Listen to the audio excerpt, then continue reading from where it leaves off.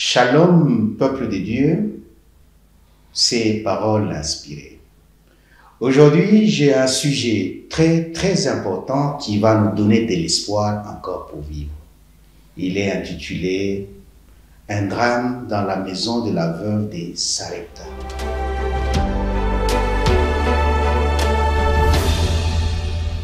Je l'ai trouvé dans le livre, la Bible, 1 Roi chapitre 17, à partir du 17e verset jusqu'au 24e verset. Je m'en vais lire ce texte. Après ces choses, le fils de la femme, maîtresse de la maison, devint malade et sa maladie fut violente qu'il ne resta plus en lui de respiration. Une femme dit alors à Élie, qu'est-ce qu'il y a entre toi et moi, homme de Dieu?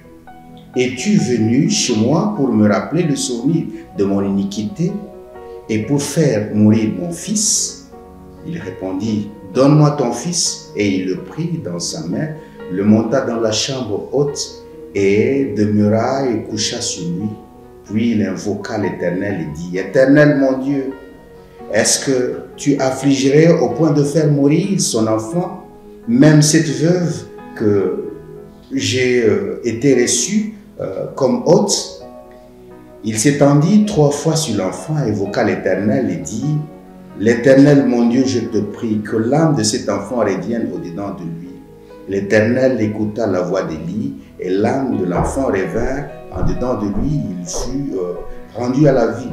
Élie prit l'enfant, il descendit de la chambre haute de la maison, il donna à sa mère et Élie dit, vois ton enfant est vivant. Une leçon très importante, mais une leçon aussi tragique. Vous savez, quand vous lisez l'histoire, Élie, il est l'hôte d'une veuve de Sarepta. Vous savez qu'il y a eu beaucoup de problèmes dans ce pays-là. Il y avait la famine et Élie a été obligé d'aller se réfugier chez la veuve de Sarepta. Au bout d'un certain temps, l'enfant est mort.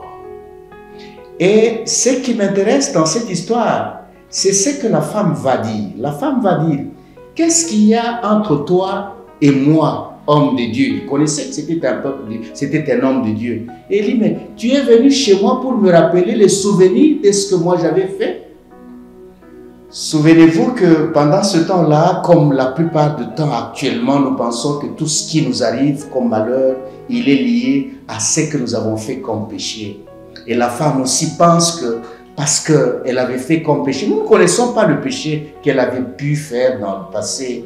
Mais elle dit, mais tu es venu juste pour me rappeler ce que j'avais fait dans le passé. Homme de Dieu, qu'est-ce qu'il y a entre toi et moi? Et ce texte-là m'intéresse beaucoup plus pour la plupart d'entre nous qui passons par des moments compliqués. Nous avons toujours tendance à lier le malheur qui nous arrive actuellement, la pauvreté qui nous lie actuellement, la mort qui nous arrive actuellement, les maladies et même d'autres souffrances qui nous arrivent. Nous avons tendance à penser que c'est parce que j'avais commis une faute autrefois. Et nous n'oublions pas que ce ne sont que des conséquences des choses qui arrivent parce que nous vivons dans ce monde. Et nous pensons que Dieu, c'est juge unique. C'est Dieu, un Dieu vindicatif parce que nous avons fait ça et il va nous amener à faire ça. Non, nous avons une très mauvaise idée de Dieu. Notre Dieu est un Dieu miséricordieux. Il nous aime. Il veut que nous puissions avoir une très bonne vie. Même si nous avons commis des fautes dans le passé, il aime à nous prendre et surtout quand nous revenons à lui. Et cette femme-là pense aussi que c'est à cause des fautes qu'elle avait commises dans le passé que ça revient.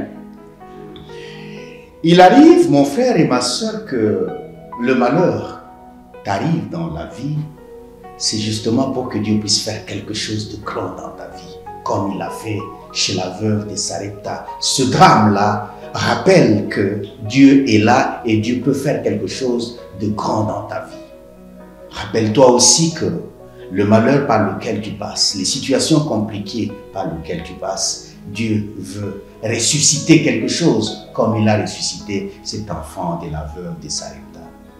J'aimerais prier pour toi, mon frère, et j'aimerais prier pour toi, ma soeur. mon enfant, ma fille et mon fils, pour que Dieu aussi puisse se rappeler de toi, que tu puisses toujours penser que ce qui t'arrive, c'est justement pour que Dieu puisse faire quelque chose de grand dans ta vie. Prions l'Éternel. Dieu notre Père, veux-tu toucher mon frère, veux-tu toucher ma soeur qui expérimente des moments compliqués de sa vie et qui pense que c'est parce qu'il avait fait quelque chose de mal, mais alors qu'il a déjà donné la vie à toi, Seigneur. Pardonne-le, pardonne, de sorte qu'il puisse se souvenir que tu es ce Dieu-là qui a fait autrefois, qui continue encore à le faire et qui continuera encore à le faire.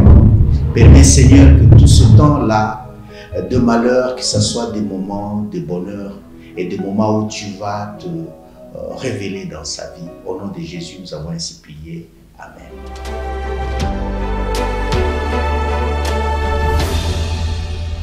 Je suis sûr que tu as aimé la vidéo.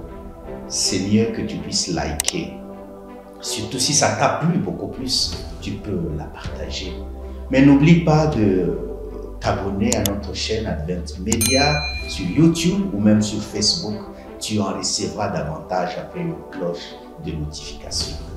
Ciao, à demain.